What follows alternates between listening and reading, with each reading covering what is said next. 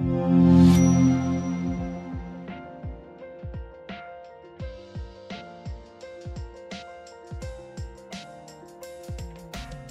Everyone, ఇప్పుడు మనం గోరుచిక్కుడుకాయ fry ఎలా చేయాలో చూద్దాం. దీన్ని వైట్ రైస్లోకి తినచ్చు. నేను 1/2 kg గోరుచిక్కుడుకాయ తీసుకుని ఈనెల్ని తీసేసి దాన్ని కడిగాను. ఇప్పుడు దీన్ని పీసెస్ చేసి గ్రైండ్ చేస్తాను. దీనిలో కావాల్సిన ఇంగ్రీడియంట్స్: పచ్చిమిరపకాయలు 8 తీసుకున్నాను. మీకు కారం ఎక్కువ కావాలంటే ఇంకొన్ని ఎక్స్ట్రా తీసుకోవచ్చు. 1/2 స్పూన్ జీలకర్ర, ఉప్పు తగినంత, నేను 3/4 స్పూన్ తీసుకున్నాను. పసుపు 1/2 స్పూన్. ఇప్పుడు మనం దీన్ని పీసెస్ కింద కట్ చేసాం కదా, దీన్ని మొత్తాన్ని ఒకటేసారి గ్రైండ్ చేయొద్దు. ఈ చిన్న గ్రైండర్లోకి కొంచెం కొంచెం తీసుకుని గ్రైండ్ చేయాలి. ఫస్ట్ మనం దీంట్లోకి పచ్చిమిరపకాయలు, జీలకర్ర, కొన్ని గోరుచిక్కుడుకాయ ముక్కలు వేసి ఫస్ట్ గ్రైండ్ చేద్దాం. దీన్ని పేస్ట్ కింద గ్రైండ్ చేయొద్దు, కచ్చాపచ్చాగా గ్రైండ్ చేయాలి. ఒకవేళ గ్రైండ్ కాకపోతే కొంచెం వాటర్ యాడ్ చేసుకోవచ్చు.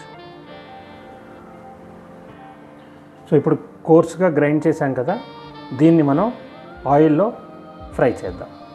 ఇప్పుడు మీడియం సగం మీద మనం ఆయిల్ని వేడి చేసి దాంట్లోకి ఈ గ్రైండ్ చేసుకున్న బీన్స్ని యాడ్ చేద్దాం, గోరుచిక్కుడుకాయని.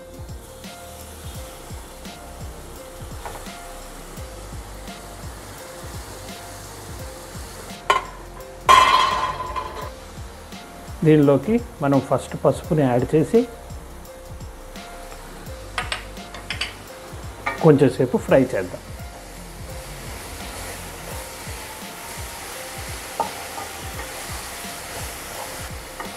దీనిలోకి సాల్ట్ ఇప్పుడే యాడ్ చేయొద్దు.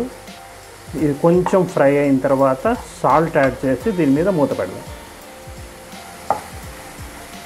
ఒక 2 మినిట్స్ వేయించిన తర్వాత దీనిలోకి మనం సాల్ట్ యాడ్ చేసుకుని ఒక 3 to 5 మినిట్స్ దీన్ని ఫ్రై చేద్దాం.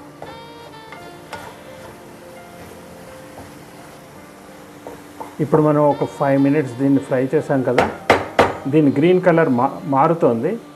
ఈ టైంలో లో ఫ్లేమ్ మీద పెట్టి మనం కవర్ పెట్టి దీన్ని ఇంకో 5 మినిట్స్ ఫ్రై చేద్దాం. ఇప్పుడు 5 మినిట్స్ to 10 మినిట్స్ వేయించిన తర్వాత ఇది ఇలా అడుగంటుతుంది కదా, అప్పుడు ఇది పూర్తిగా ఫ్రై అయినట్టు. కొన్నిసార్లు ఇది కొంచెం ఎక్కువ టైం తీసుకుంటుంది. ఇప్పుడు ఇది అడుగంటింది కదా, అండ్ కలర్ కూడా మారింది, కాబట్టి ఇది ఫ్రై అయింది.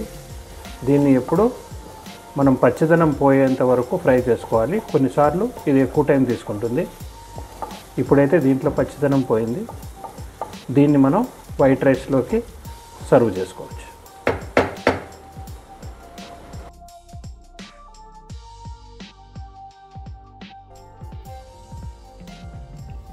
Thank you for watching. మీకు రెసిపీ నచ్చితే ప్లీజ్ లైక్ అండ్ సబ్స్క్రైబ్.